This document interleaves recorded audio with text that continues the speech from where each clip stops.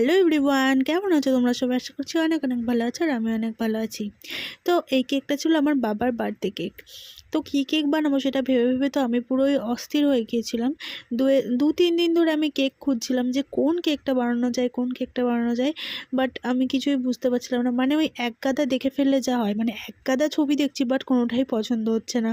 তো লাস্টে আমার এরকম একটা কেক বানানোর খুব ইচ্ছে ছিল, তো সেটাই করে ফেললাম। আর এই কেক মানে এই কালার দিয়ে একটা কেক করার আমার অনেক ইচ্ছে ছিল, বাট এরকম কোনো অর্ডার আমার কাছে আসতো না, মানে এরকম কালারের। তো শেষমেশ এরকম কালার দিয়ে আমি একটা কেক বানিয়ে ফেললাম।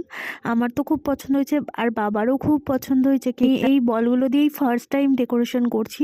অনেক দিন থেকেই কিনে রেখেছি, বাট এরকম কোনো কেকের অর্ডার আসে। আর এই যে আমি শুভ জন্মদিন বাবু লিখতে চাইছিলাম, তো আমার বাবাকে আমি বাবুই বলি, তো শেষে আমি লেখাটা তুলে ইংলিশেই লিখে দিয়েছিলাম।